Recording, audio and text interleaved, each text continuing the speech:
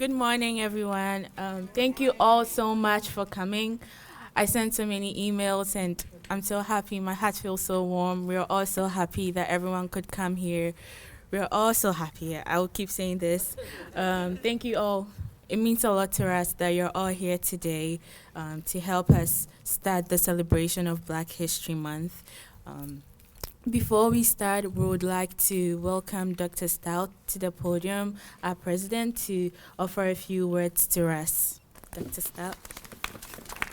As we commence Black History Month, we celebrate the many contributions and accomplishments of Black Americans throughout our nation's history. African Americans have helped form the American mosaic through significant contributions in science and technology, business, art, music, journalism, law, education, media, and far too many other disciplines to mention. The Pan-African flag that we raise today will fly as a reminder of the contributions of our culturally vibrant Black community that continues to shape our lives. As we raise this flag, it's also imperative to recognize the inequities and injustices that Black Americans have historically faced and continue to face today, while clinging to the promise that the long arc of the moral universe will eventually bend toward justice. This flag will fly to honor Tyre Nichols, Ahmaud Arbery, George Floyd, Breonna Taylor, Andre Hill, Erica Gardner, Philando Castile, and countless others whose lives were stolen. I have to tell you, I'm personally tired of making statements, and I am committing today to forming an advisory board and a task force so that we can move from making statements to taking actions. As we all come together to celebrate Black history this month, let's also pledge to demand the equitable access to rights that we claim to be inalienable, the rights to life, liberty, and the pursuit of happiness. By strengthening our appreciation for Black heritage, we co-create an inclusive community where all people truly belong. May the Pan-African flag fly high above our college as a relentless reminder of the majesty of Black history and Brookdale's commitment to the pursuit of a truly just and equitable society. Thank you for the invitation. In celebration and solidarity of the African diaspora, the Pan-African flag, also referred to as the UINA flag, Afro-American flag, or Black Liberation flag, is a tricolor flag consisting of 3 equal horizontal bands, colored red, black, and green. The Universal Negro Improvement Association and African Communities League, UINA, formally adopted it on August 13, 1920, in Article 39 of the Declaration of Rights of the Negro Peoples of the World, during its month-long convention held at Madison Square Garden in New York City, United States. The 3 Pan-African colors on the flag represent the following. Red represents a blood that unites all the people of the Black African ancestry and shed for liberation. Black represents a Black people whose existence as a nation, though not a nation state, is affirmed by the existence of the flag. And the green color represents the abundant natural wealth of the African continent. Now, I would love to call my vice president, our vice president, Tabitha, here to give us a little history about Black History Month. Black History Month is an annual celebration of achievements by African Americans at a time for recognizing their central role in U.S. history. Also known as African American History Month, the event grew out of Negro History Week, the brainchild of noted historian Carter G. Woodson and other prominent African Americans. Since 1976, every U.S. president has officially designated the month of February as Black History Month. Other countries around the world, including Canada and the United Kingdom, also devote a month to celebrating Black history. Thank you. We cannot have Black history without Black art, so now we're going to have Kenneth Grant to have a poetry recital.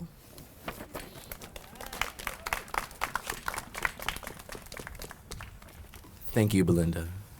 This is a fantastic poem written by the award-winning author and poet Reggie Gaines, and I find it's extremely poignant and powerful, especially as we still mourn the tragic killing of Tyre Nichols.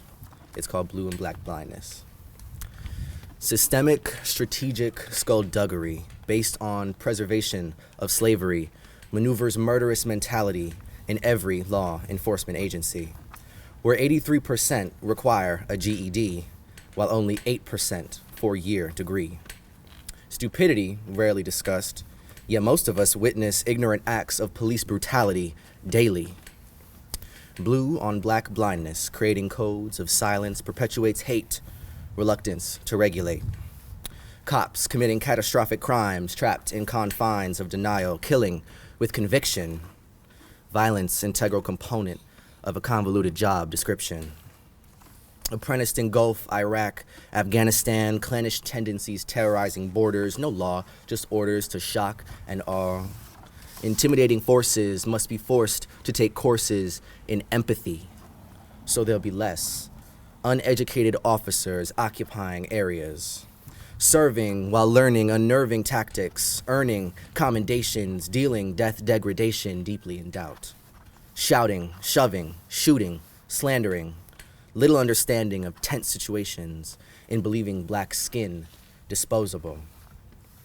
Supposing privilege license for haphazard action, calculated chaos created as another black body checkmated.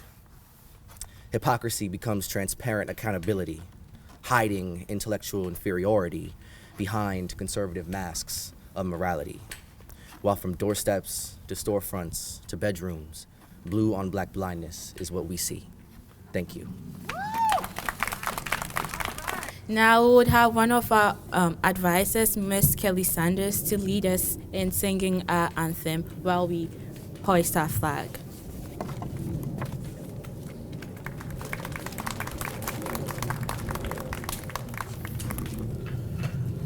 Lift every voice and sing till earth and heaven ring, ring with the harmonies